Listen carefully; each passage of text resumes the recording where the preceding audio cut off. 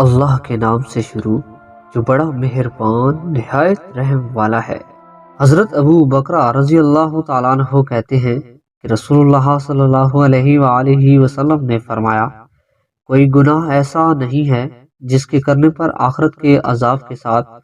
جو اللہ تعالیٰ نے اس کے لیے تیار کر رکھا ہے دنیا میں بھی سزا دینی زیادہ لائق ہو، سوائے بغاوت اور قطع رحمی کے۔ حضرت ام المومنین عائشہ رضی اللہ تعالیٰ عنہ کہتی ہیں کہ رسول اللہ صلی اللہ علیہ وآلہ وسلم نے فرمایا، سب سے جلدی جن نیکیوں کا ثواب ملتا ہے وہ نیکی اور صلہ رحمی ہے، اور سب سے جلدی جن برائیوں پر عذاب آتا ہے وہ بغاوت و سرکشی اور قطع رحمی ہے۔ حضرت ابو ہریرہ رضی اللہ تعالیٰ عنہ کہتے ہیں کہ رسول اللہ صلی اللہ علیہ وآلہ وسلم نے فرمایا،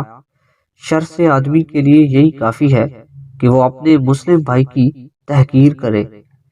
حضرت انس بن مالک رضی اللہ تعالیٰ عنہ کہتے ہیں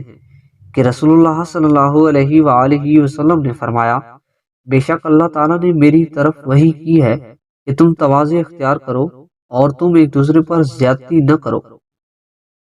حضرت ابو ہریرہ رضی اللہ تعالیٰ عنہ راوی ہیں کہ رسول کریم صلی اللہ علیہ وآلہ وسلم نے فرمایا، مسکین وہ شخص نہیں ہے جو لوگوں سے مانگتا پھرتا ہے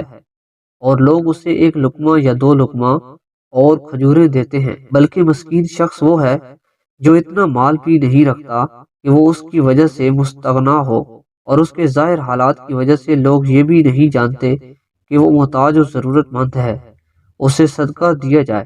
نیز لوگوں کے آگے دستے سوال دراز کرنے کے لیے گھر سے نہیں نکلتا۔